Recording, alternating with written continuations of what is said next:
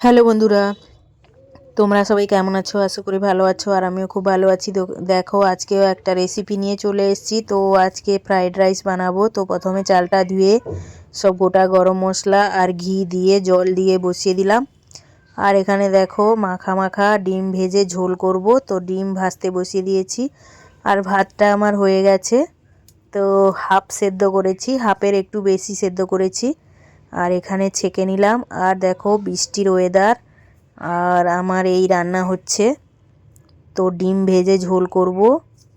ডিম সেদ্ধও ওর মধ্যে, খালি ডিম সেদ্ধ দিয়েও খাওয়া যায় ফ্রাইড রাইস, কিন্তু আমি ভাবলাম একটু খালি মাখা মাখা করে ডিমের ঝোল বানাবো ডিম ভেজে।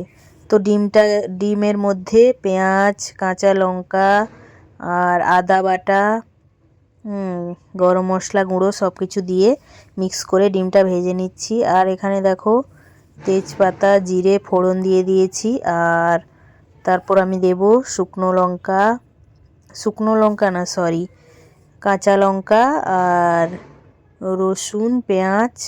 রসুনটা আমি গোটা দিয়েছি, তোমরা চাইলে কেটেও দিতে পারো, নাহলে পেস্টও দিতে পারো।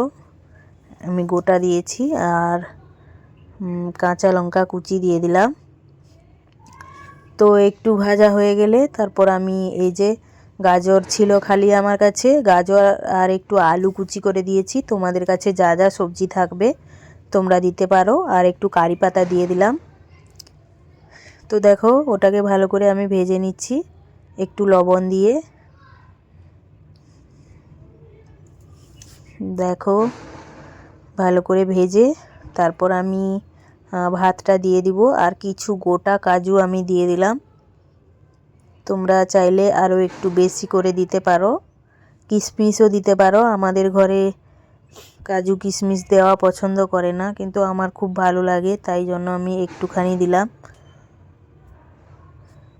তো দেখো এখানে আমার ভাতটা ঢেলে দিয়েছি, ওর মধ্যে দিয়ে ভেজে নিচ্ছি। আর এখানে দেখো ডিম ঝোল করব, সব মশলা কষিয়ে নিয়েছি, আলু দিয়ে দিয়েছি। টমেটোটা আমি বেশি দিই সব সময়, কেননা একটা ডাক্তার বলেছিল যে টমেটো তরকারিতে একটু বেশি করে দিতে, কেননা টমেটোটা লাল জিনিস। আর মেয়েদের একটু রক্ত তো কম থাকে, সবাই নিশ্চয়ই জানো। তো সেই জন্য আমি একটু টমেটো বেশি করে দিই। আর দেখো এখানে গরম জল করেছিলাম, তো গরম জলটা দিয়ে দিলাম। তারপর তরকারিটা ফুটে গেলে আমি ভাজা ডিম দিয়ে দিব। তো এখানে দেখো আমার ফ্রাইড রাইস কিন্তু একদম রেডি হয়ে গেছে।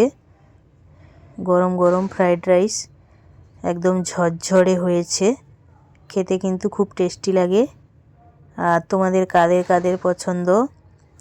এর মধ্যে কিন্তু বিনস কুচি, তারপর কি বলে মটরশুঁটি আর ওইসব ক্যাপসিকাম ওইসব দিলেও কিন্তু খুব ভালো হয় খেতে। আর দেখো এখানে আমার ঝোলটা ফুটে গেছে। তো এবার আমি কি করব, ডিম ভাজাগুলো দিয়ে দিব। তো এই ছিল আমার রান্না। তো তোমাদের কি কি রান্না হয়েছে কমেন্টে অবশ্যই জানাবে। আর সবাই ভালো থাকবে, সুস্থ থাকবে, সবাই সবার পাশে থাকবে। টাটা সবাইকে। এই ছিল আমার দুপুরবেলার মেনু। ভিডিওটা কেমন লাগলো কমেন্টে অবশ্যই জানাবে। টাটা।